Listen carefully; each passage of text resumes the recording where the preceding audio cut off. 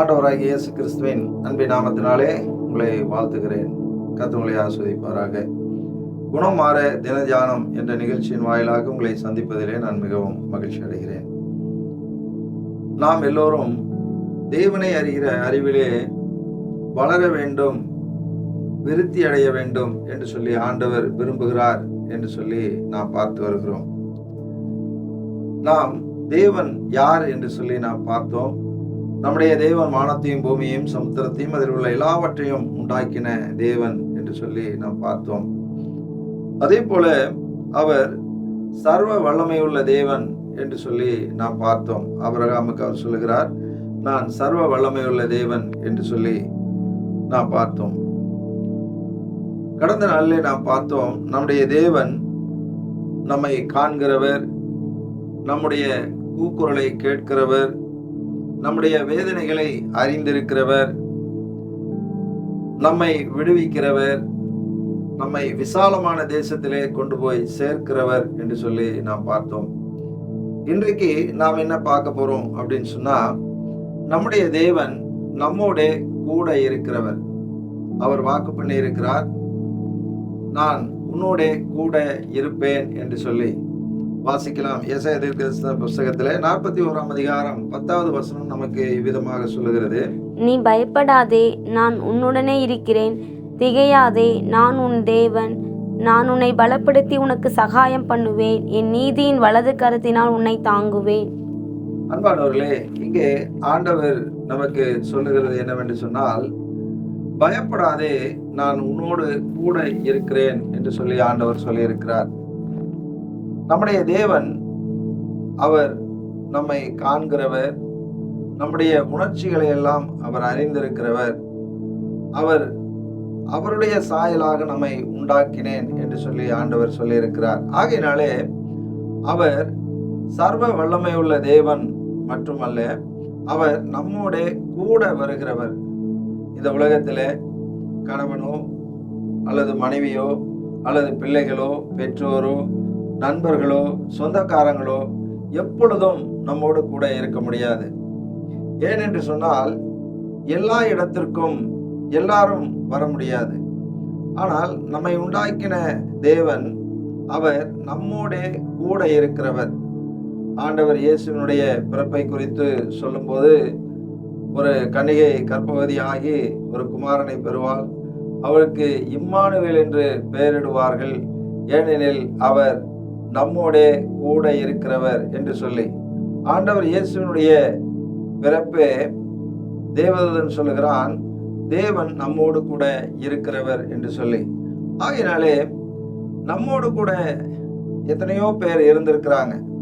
நண்பர்கள் கூட இருந்திருக்கிறாங்க, மனைவி கூட இருந்திருக்கிறாங்க, கணவன் கூட இருந்திருக்கிறாங்க, பெற்றோர் கூட இருந்திருக்கிறாங்க.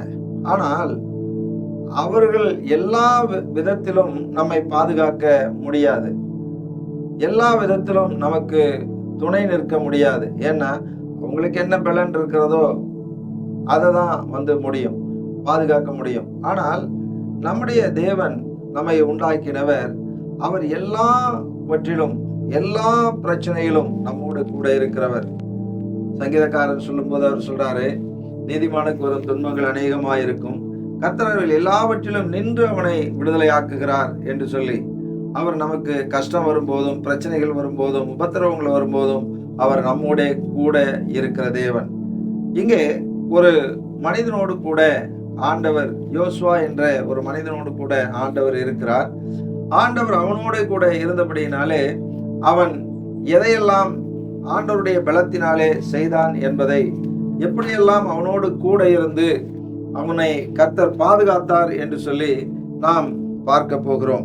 யோசுவாவின் புத்தகத்திலே 1ஆம் அதிகாரத்திலே 5, 6, 9 ஆகிய வசனங்களை நாம் வாசிக்கும் போது யோசுவாவுக்கு ஆண்டவர் சொல்லுகிறார், நீ உயிரோடு இருக்கும் நாளெல்லாம் ஒருவனும் உனக்கு முன்பாக எதிர்த்து நிற்பதில்லை. நான் மோசேயோடு இருந்தது போல உன்னோடும் இருப்பேன். நான் உன்னை விட்டு விலகுவதும் இல்லை, உன்னை கைவிடுவதும் இல்லை. பலங்கொண்ட திடமனதாயிரு. இந்த ஜனத்தின் பிதாக்களுக்கு நான் கொடுப்பேன் என்று ஆணையிட்ட தேசத்தை நீ இவர்களுக்கு பங்கிடுவாய்.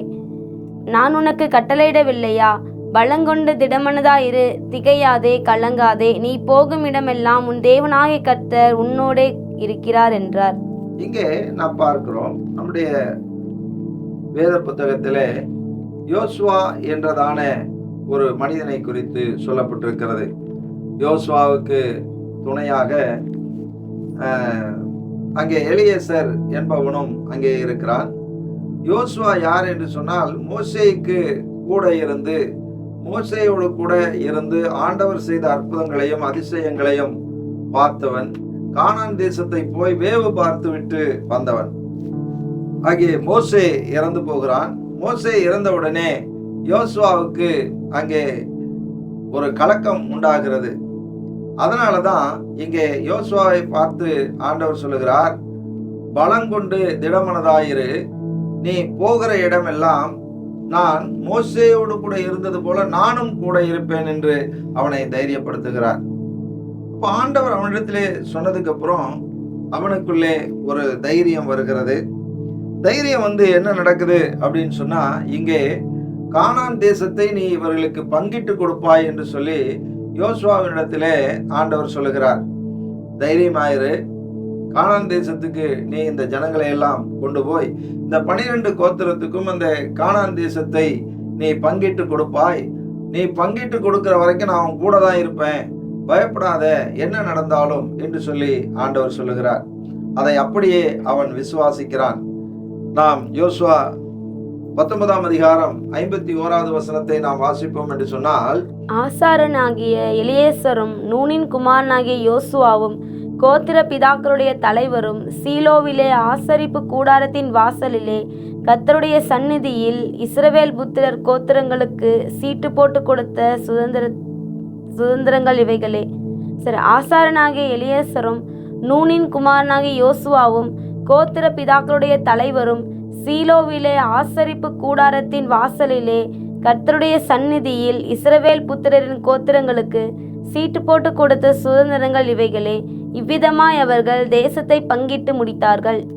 இங்கே நாம் பார்க்கிறோம், அங்கே யோசுவாவினிடத்தில் ஆண்டவர் சொல்றாரு, பயப்படாத, நீ உயிரோடு இருக்கும் நாளெல்லாம் உன்னை ஒருவனும் எதிர்த்து நிற்காதபடி நான் பாதுகாத்துக் கொள்ளுவேன்.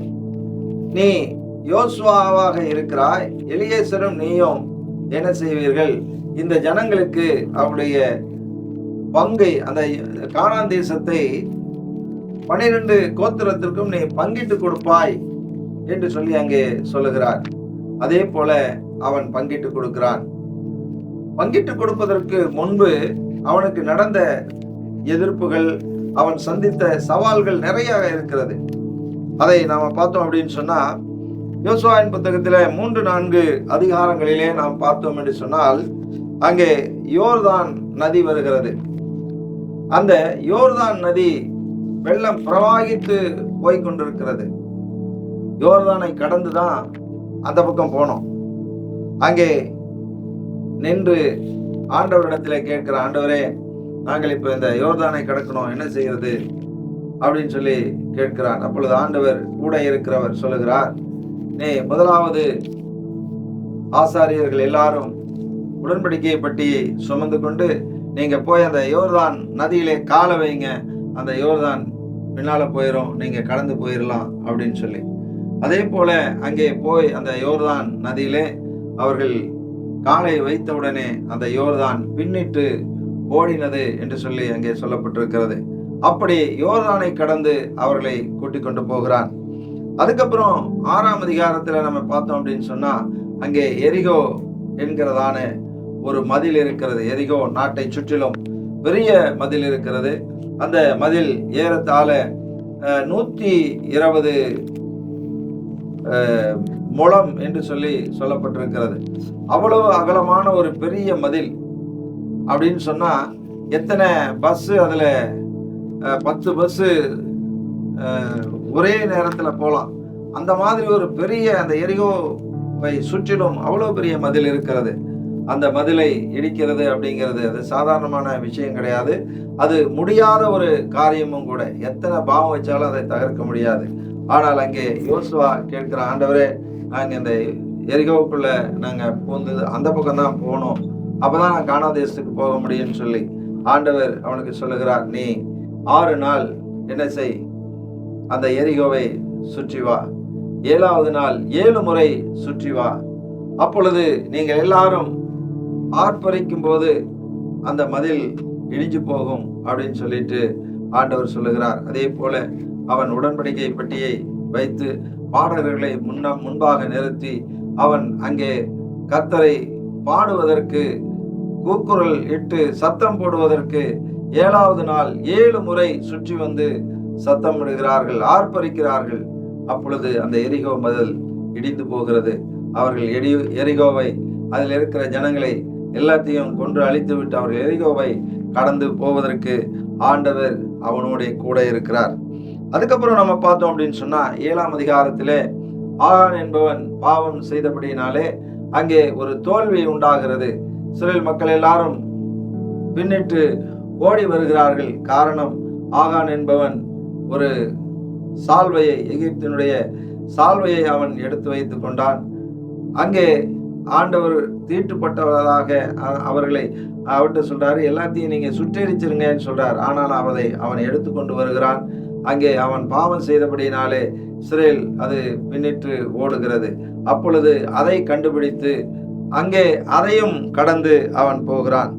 இப்படியாக யோசுவா 31 நாடுகளை ஜெயித்து கடந்து போகிறான். 31 ராஜாக்களை, 31 நாட்டை அவன் கடந்து போகிறான். அப்போ அவன் அந்த 31 நாடுகளை கடந்து போகும்போது ஆண்டவர் அவனோட கூட இருக்கிறார். கூட இருந்துதான் அந்த கானான் தேசத்தை அவன் பங்கிட்டு ஜனங்களுக்கு கொடுக்கிறான். அன்பானவர்களே, ஆண்டவராகிய கர்த்தர் அவர் சொன்னால் அவர் வாக்கு மாற மாட்டார். ஏனென்றால் யோசுவானிடத்தில் சொன்னார், நீ பங்கிட்டு கொடுக்கிற வரைக்கும் நான் கூட தான் இருப்பேன், பயப்படாத என்று சொல்லி ஆண்டவர் சொன்னார்.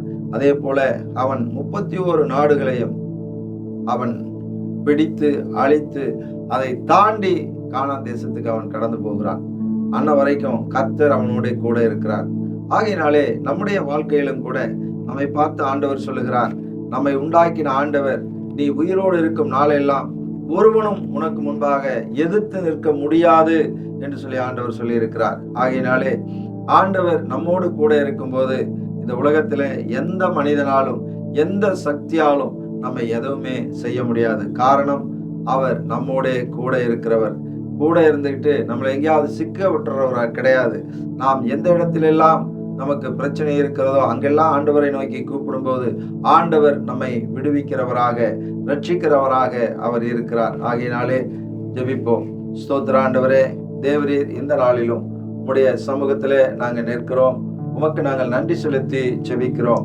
எங்கள் தேவனாகிய கர்த்தர் எங்களோட கூட இருக்கிறவர் என்று சொல்லி ஆண்டவரே நாங்கள் விசுவாசிக்கிறோம். அன்று யோசுவாவோடு கூட இருக்கிறேன் என்று சொன்ன கர்த்தர் யோசுவா 31 நாடுகளையும் ஆண்டவரே அவன் ஜெயித்து 31 ராஜாக்களையும் ஜெயித்து அவன் கானான் தேசத்துக்கு போய் அவர் சொன்னபடியே அவன் நூல் போட்டு அளந்து அந்த 12 கோத்திரத்தாருக்கும் அந்த கானான் தேசத்தை சுதந்திரமாக கொடுத்தான் என்று சொல்லி நாங்கள் பார்க்கிறோம்.